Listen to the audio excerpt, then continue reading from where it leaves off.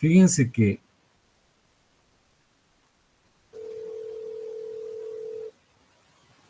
perdón.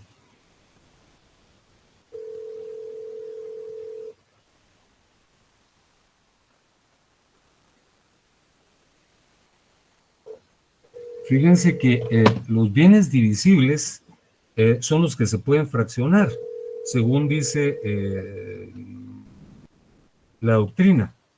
Pero para el derecho son bienes divisibles aquellos que tienen la posibilidad de seguir siendo funcionales aun cuando se dividan. Por ejemplo, si yo tomo un reloj y le doy un martillazo y lo destrozo en 1000 partículas, entonces, de conformidad con lo que yo estoy señalando, ese es un bien divisible. Pero ese reloj ya no funciona, ya no sirve, ¿verdad? Entonces, para el derecho, los bienes divisibles son aquellos que pueden seccionarse y pueden continuar prestando un uso lógico y racional. Por ejemplo, un terreno. Si yo vengo y fracciono un terreno, lo divido, pues lo que reduciré probablemente sea su superficie, pero el terreno no sufre ningún menoscabo. Si yo tengo, o un grupo de personas tienen un corcel de carreras, un caballo de carreras que gana muchas competencias y gana muchos premios, y se pelean los copropietarios y pretenden dividirlo, y a uno le tocan las patas, a otro la cola, a otro el cuello, destrozaron el bien, ¿verdad? Ese es un bien indivisible, aunque se pueda fraccionar físicamente. Pero de momento dejemos este enunciado. Son bienes divisibles los que pueden dividirse y bienes indivisibles los que no se pueden dividir. Fíjense que por su existencia en el tiempo, de conformidad con el numeral 6, los bienes pueden ser presentes, los que tienen existencia actual, y futuros son los que no existen en el presente, pero se espera con mucho fundamento que existan en un breve lapso y que produzcan efectos jurídicos. Sobre los bienes presentes, pues creo que no hay ningún problema, ¿verdad? Nuestro reloj, nuestro celular, nuestro código, esos son bienes presentes. Los bienes futuros no existen todavía, pero hay un fundamento extremo que hace sustentar la convicción de que van a existir con certeza. Por ejemplo, las cosechas. Fíjense que los bancos, sobre todo los bancos de avío agrícola,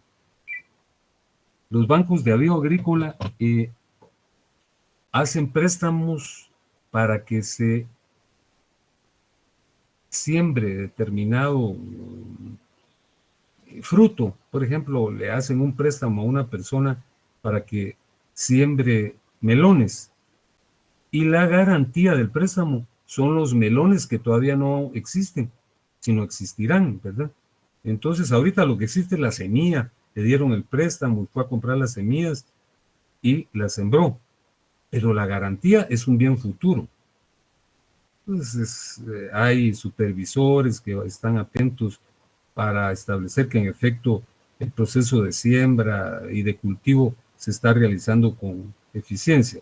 Entonces, por su existencia en el tiempo, los bienes pueden ser presentes cuando existen actualmente y futuros los que de momento no existen, pero en un lapso venidero tendrán existencia y se pueden constituir sobre ellos relaciones jurídicas.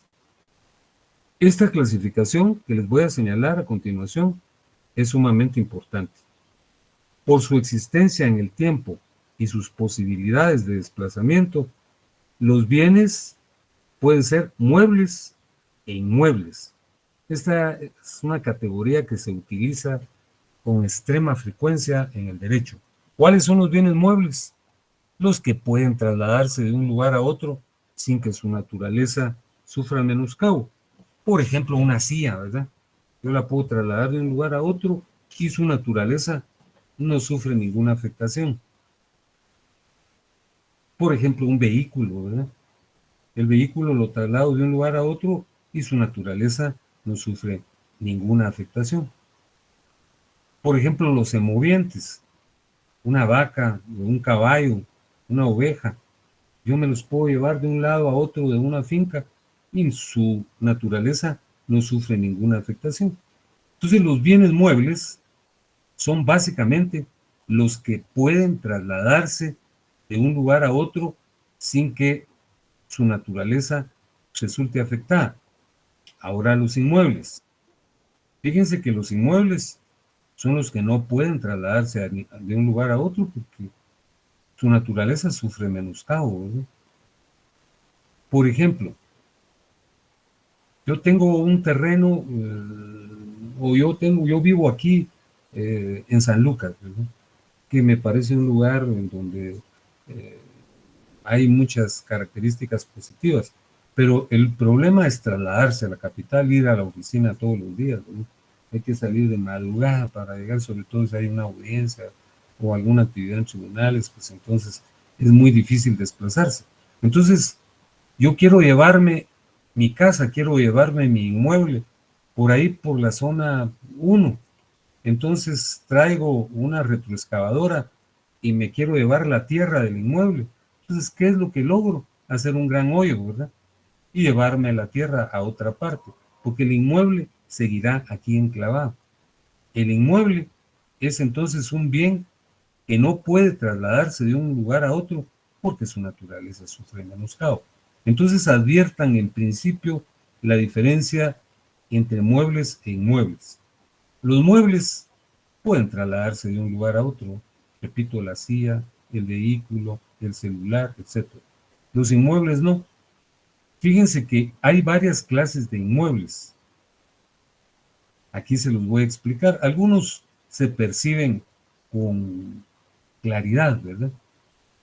Otros hay que explicarlos con algún detenimiento porque revelan algún nivel de complejidad en lo atañedero a su concepción. Hay varias clases de inmuebles. Hay inmuebles por naturaleza, inmuebles por incorporación, inmuebles por destino e inmuebles por analogía. Los inmuebles por naturaleza son los inmuebles por excelencia. Valga decir, son los meros inmuebles. Los inmuebles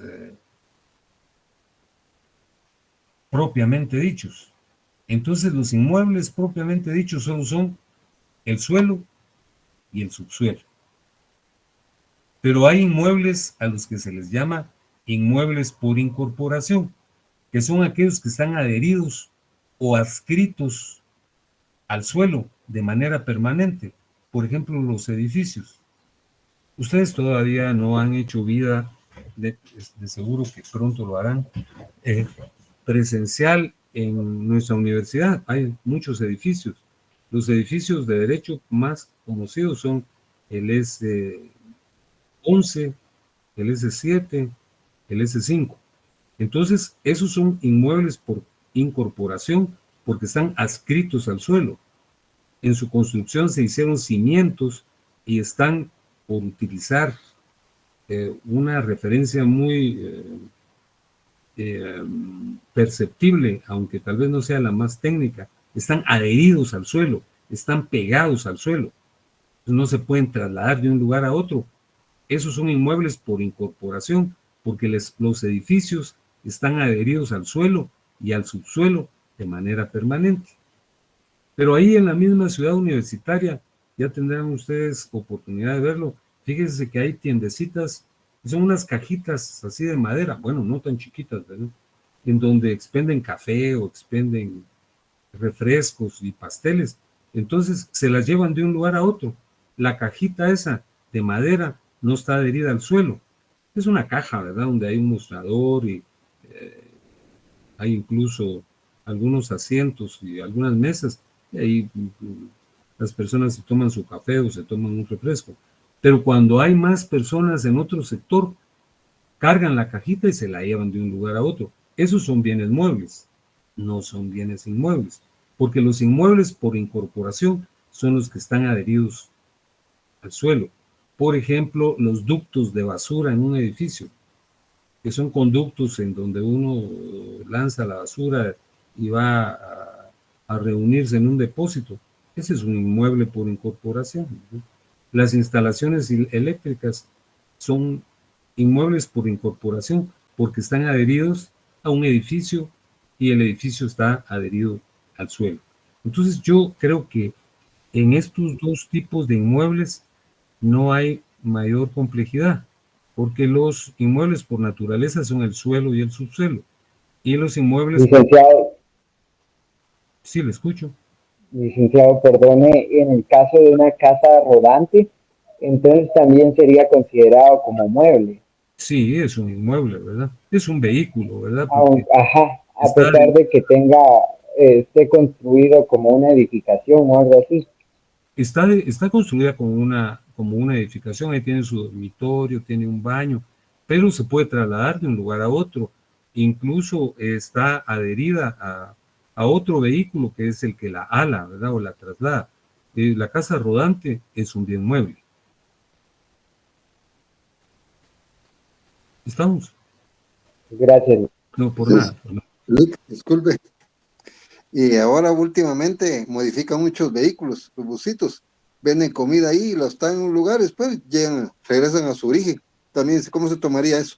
Ese es un bien mueble porque se traslada de un lugar a otro. Los Ujú. bienes inmuebles por incorporación son los que están Claro. adheridos al suelo, ¿verdad? O Ujú. al subsuelo, como por ejemplo los edificios, ¿verdad? Ujú. Para utilizar el ejemplo de edificios más conocidos, el edificio de la Corte Suprema de Justicia es un bien inmueble por incorporación, está adherido al suelo, no nos lo podemos llevar de un lugar a otro. El Ujú. estadio Mateo Flores es un bien inmueble por incorporación. El edificio de la municipalidad es un bien inmueble por incorporación. El edificio de la rectoría, que ustedes pronto lo conocerán, es un bien inmueble por incorporación. Los Gracias, Luis. muebles por naturaleza solo son el suelo y el subsuelo. Y los muebles por incorporación son los que se incorporan de manera permanente y cuasi definitiva al suelo o al subsuelo.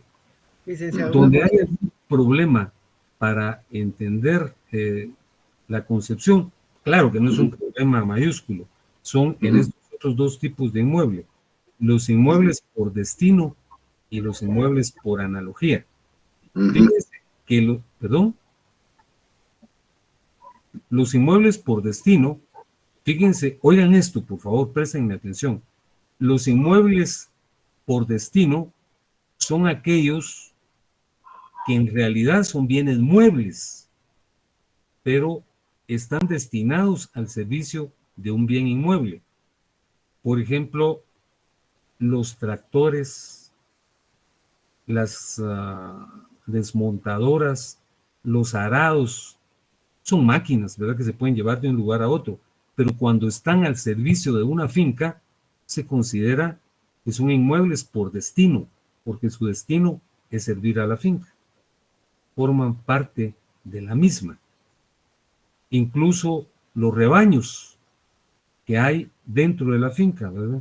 Hay un rebaño de ovejas, hay un patacho de mulas, entonces los semovientes son bienes muebles por naturaleza, pero cuando están al servicio de una finca, de un inmueble, se llaman inmuebles por destino, como las máquinas que les señalé, las desmontadoras, los tractores, los arados o los semovientes que están dentro de la finca. Esos son inmuebles por destino. Y también hay, Gracias, licenciado. Muy fin. perdón, Gracias, Leo. Gracias. muy bien. Y también hay inmuebles por analogía. ¿Qué quiere decir la palabra analogía? Algo sí, eh, Por comparación, ¿verdad? sí, similar, comparación, algo. Similar. Esa Ujú. es una expresión correcta. Ujú. El término analogía significa similar. Entonces, hay inmuebles por analogía. Se estiman que son similares a los inmuebles los derechos que recaen sobre ellos. Por ejemplo, yo voy al banco y pido un préstamo y doy en garantía mi casa. Sustituyo solo una hipoteca. Entonces el banco tiene el derecho, si yo no pago el préstamo, de vender mi casa. Entonces tiene un derecho inmueble por analogía. Es decir, la casa no está dentro del banco, yo no la llevé porque no la puedo llevar, pero llevé el título de propiedad. Entonces, los inmuebles por analogía son los derechos que caen sobre bienes inmuebles como la propiedad o la hipoteca o el uso y la habitación, que ya los estudiaremos. Entonces, la clasificación de los inmuebles es la siguiente. Inmuebles por naturaleza son únicamente el suelo y el subsuelo. Inmuebles por incorporación son aquellos que están adheridos de manera permanente y fija al suelo, como los edificios. Los inmuebles por destino son aquellos bienes que, siendo muebles, se consideran inmuebles porque están al servicio de un inmueble, como las máquinas, las rastras, los arados, los tractores, las desmontadoras. Son muebles, ¿verdad? Porque yo me los puedo llevar de un lugar a otro. Incluso puedo sacarlos de la finca. Pero al estar al servicio de la finca, se considera que forman parte de la misma, como los inmovientes también, ¿verdad? Y por analogía, son los derechos que se constituyen sobre bienes inmuebles, como la hipoteca.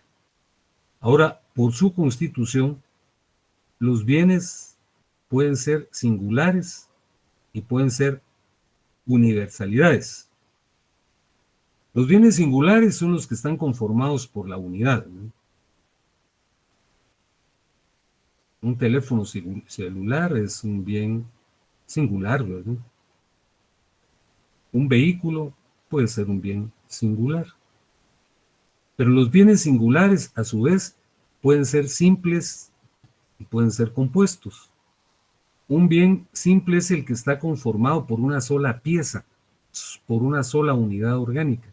Y un bien compuesto es el que está conformado por una serie de elementos integrados o unidos. El ejemplo más simple es el de un bloque o un ladrillo. Un bloque o un ladrillo es un bien singular simple. Configura la unidad. Pero si yo tomo varios ladrillos o varios bloques y los uno con mezcla, los uno con argamasa, y yo hago una pared, esa pared es un bien singular compuesto. Estoy hablando de una pared, pero es compuesto porque está integrado por una serie de bloques. Entonces, los bienes singulares configuran la unidad. Pueden ser simples cuando están conformados por un solo cuerpo. De manera simplista les traje yo el bloque, ¿verdad? Y, licenciado, ¿sí? buenas tardes. Disculpe una consulta. Ahorita con tanto proyecto habitacional que hay en Guatemala, por ejemplo, cuando yo compro un apartamento en una torre que ni siquiera está construida, ¿cómo se le llamaría ese? ¿Qué tipo de bien cree usted que sea? Y los que hemos expuesto. ¿Sería inmueble? No, mire el número 6. 6. Por su existencia en el tiempo. Ya. Muy bien. Futuros. Gracias, licenciado. Ese sería un bien futuro. Es cierto. Gracias. Lo venden por plano, ¿verdad? Ese es un bien futuro. Cuando está construido, pues entonces ya será un bien inmueble por incorporación, porque es un apartamento. Muchas gracias a usted por intervenir. Gracias, licenciado. Su pregunta fue muy interesante. Licenciado, buenas tardes. Perdone que lo interrumpa. No. Usted hablaba de los bienes por analogía, que una de ellas sería la hipoteca, ¿verdad? Sí, exacto.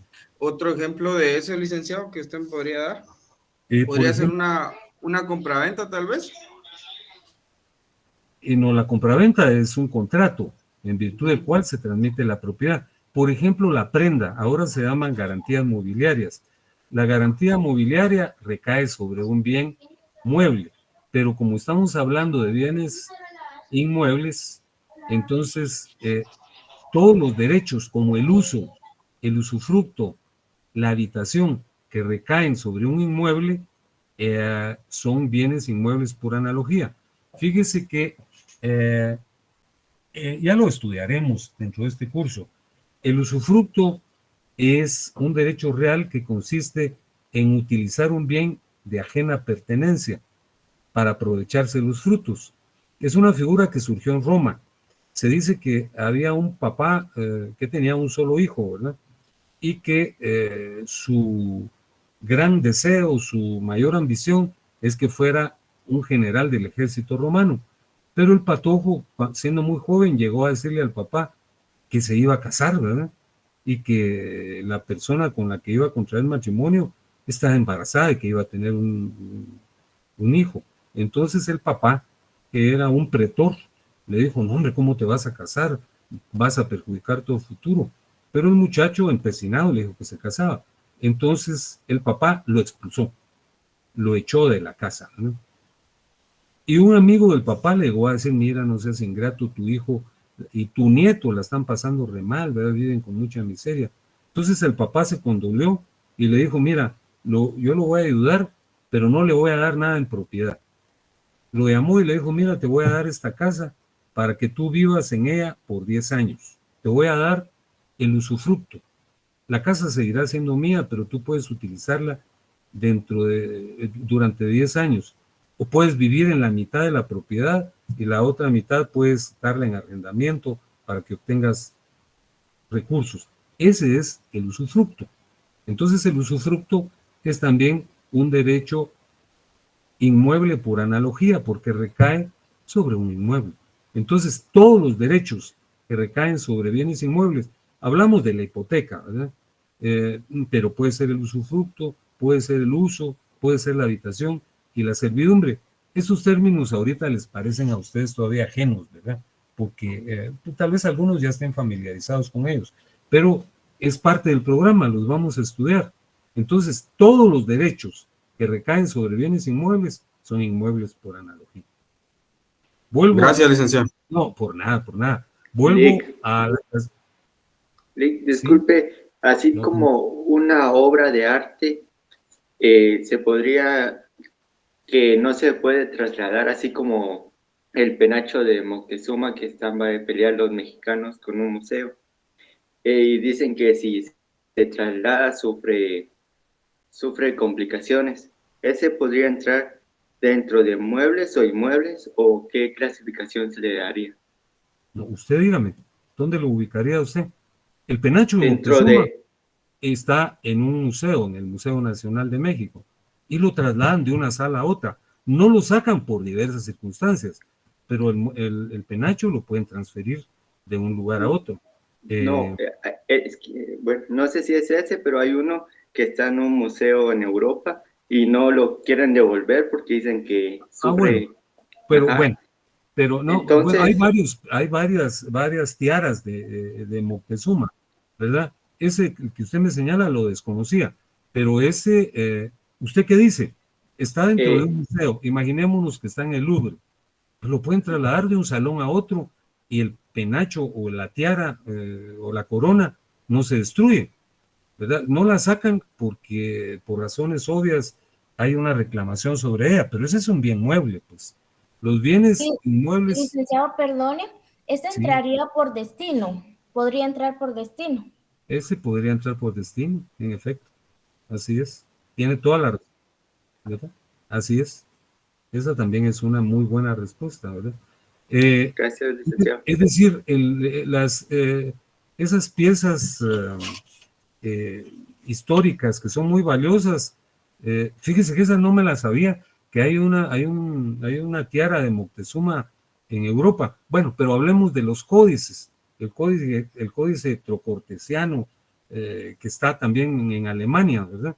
Entonces, ese es un documento prehispánico que se lo llevaron los españoles y no sé ni cómo fue a parar a Alemania. Ese es un bien mueble, ¿verdad? No se transfiere de un lugar a otro porque se puede destruir o se lo pueden robar, pero sí puede trasladarse dentro del mismo museo. Es por destino, como dijo la compañera que intervino. Ahora, por su constitución, hablábamos de los bienes singulares que pueden ser simples y compuestos. Simples son los que están conformados por una sola unidad y como un bloque, les dije yo, ¿verdad? Y cuando se une con argamasa, con mezcla y se convierte en una pared, es un bien singular compuesto. Pero fíjense que también hay universalidades. que son los sustantivos que se les conoce como universales, ¿verdad? ¿En qué consisten las universalidades? Las universalidades son una sumatoria de bienes y de objetos, pero son concebidos como uno solo. Esto parece un galimatías, ¿verdad? Pero mejor traigo a cuenta un ejemplo. Por ejemplo, una biblioteca, la biblioteca de la facultad, que tiene como 2.000 ejemplares, 2.000 libros, autónomos e independientes, pero nosotros hablamos de una biblioteca. Ahí hay una biblioteca, y la biblioteca tiene 2.000 elementos. No decimos ahí hay 2.000 libros, ¿verdad? Sino hay una biblioteca.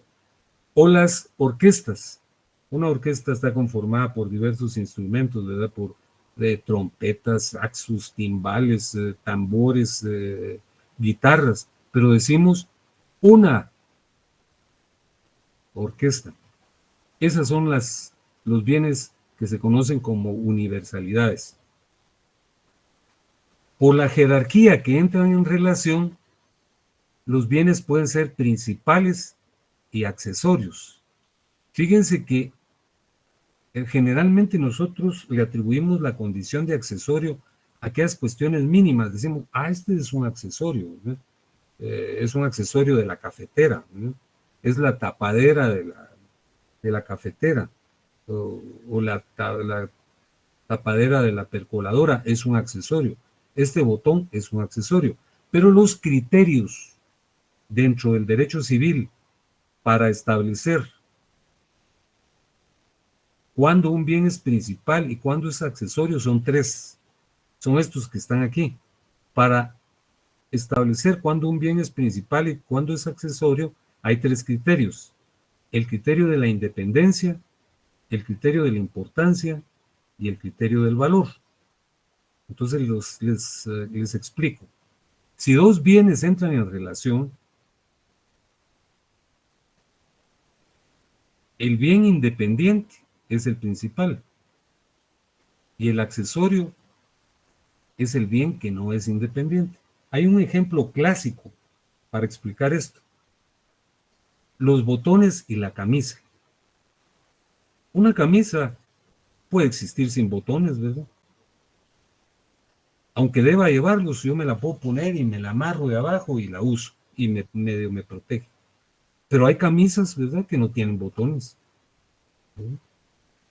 Entonces, la camisa en relación a los botones es un bien principal, porque es un bien independiente. Ahora, los botones por sí solos no tienen una función. Yo llamo a cualquier persona y le digo, mira, te regalo este botón. ¿Y para qué, verdad? Entonces, lo utilizaré cuando lo necesita, pero por sí mismo el botón no es un bien independiente, es dependiente. Cumple una función cuando está adherido a la camisa. Entonces, un botón que me lo obsequien, salvo que sea de oro, ¿verdad?, no tendrá ninguna trascendencia ni significación. Entonces, de conformidad con el criterio de la independencia, los bienes principales son los independientes y los bienes dependientes son los accesorios. Otros utilizan otro criterio, el criterio de la importancia.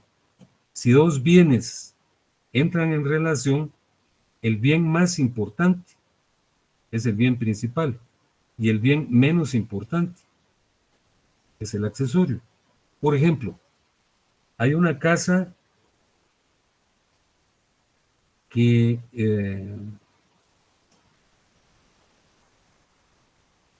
tiene unas lámparas para iluminarlas en la noche.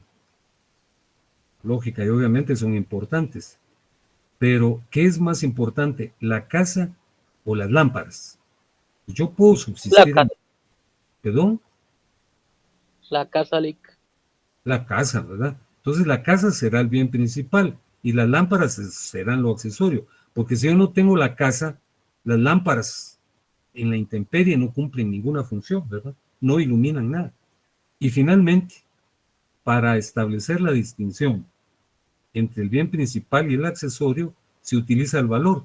Si dos bienes entran en relación, el bien más caro es el principal y el más barato es el accesorio. Por ejemplo, en un reloj de pulso, ¿eh? El reloj generalmente, imagínense ustedes un Rolex, ¿verdad?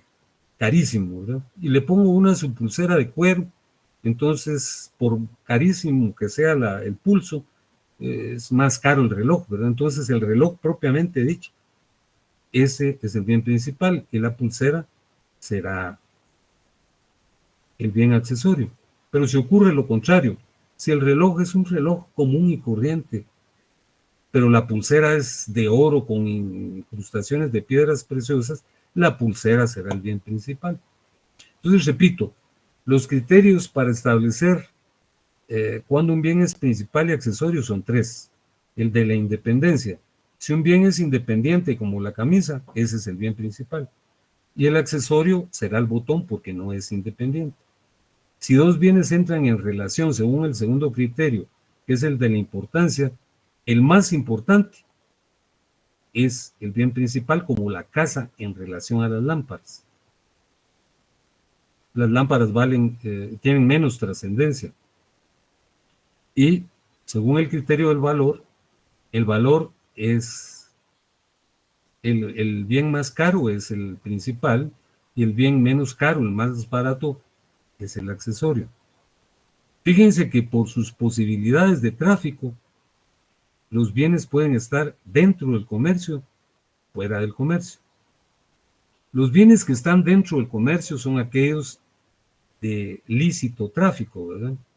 Que yo voy al supermercado y compro pues, frijol, compro galletas, compro leche, compro café. Esos son bienes que están dentro del comercio. Pero hay bienes que están fuera del comercio porque está prohibido comerciar con ellos, como por ejemplo las drogas, ¿verdad? Los estupefacientes. Alguno me decía en una clase, pero si en tal parte ahí los están vendiendo con suma facilidad. Bueno, pero esa es una situación fáctica, de hecho, ¿verdad? Pero la ley prohíbe su tráfico, ¿verdad? Hasta supuestamente persiguen a los narcotraficantes. Entonces los bienes que están dentro del comercio son aquellos que tienen un lícito tráfico. Y los bienes fuera del comercio, su compra y su venta está prohibida, ¿verdad? Aunque de hecho ocurra eso, esa ya será una conducta delictiva. Y por el titular de la propiedad, para ir terminando la exposición, hay bienes de dominio público, que son los bienes que le pertenecen a toda la colectividad. Hay bienes de uso público común, como las calles, como los puentes, ¿verdad? Los pueden utilizar todas las personas, ¿verdad? Y hay bienes que son de uso público no común, como por ejemplo las reliquias arqueológicas, ¿verdad? Los templos de Tikal, ¿verdad? El templo del Gran Jaguar, pues yo no me puedo aposentar ahí, ir y vivir ahí, o por lo menos pasar unas vacaciones en la pirámide. No puedo porque está prohibido. Se deterioran, son de uso público no común. Entonces, por el titular de la propiedad, los bienes pueden ser de dominio público, que a su vez pueden ser de uso público común cuando los utilizan todos los ciudadanos, y de uso público común cuyo uso está restringido porque forman parte del patrimonio cultural, así como la famosa corona de Moctezuma que nos señalaban hace un momento, ¿verdad? Yo no puedo ponérmela para ir a una actividad porque no, ¿verdad? Pertenecen en este caso no, ¿verdad? Pero, por ejemplo, aquí en Guatemala, ¿verdad? Hay bienes de uso público no común como las reliquias arqueológicas o como aquella famosa silla que acaba de regresar a Sololá, era de Atanasio Sul, ¿se recuerdan? Que es una silla valiosísima, ¿verdad? Porque la utilizó ese prócer guatemalteco, pero no, yo no me la puedo llevar a la sala de mi casa, sino ahí está en un lugar en donde todos la podemos apreciar, pero no utilizar. Y los bienes de dominio privado son los de propiedad privada, ¿verdad? Los que pertenecen a los particulares. Fíjense que el día de hoy no les voy a hacer preguntas como acostumbramos, porque la exposición fue relativamente prolongada. De seguro que se las voy a hacer el día jueves. Entonces doy por concluida la clase de esta noche. Yo les agradezco su atención y su intervención a través de las interrogantes que formularon, y los saludaré el día jueves. En tanto que eso ocurre, deseo que descansen, ¿no? Gracias, Lick. Buenas noches. Gracias.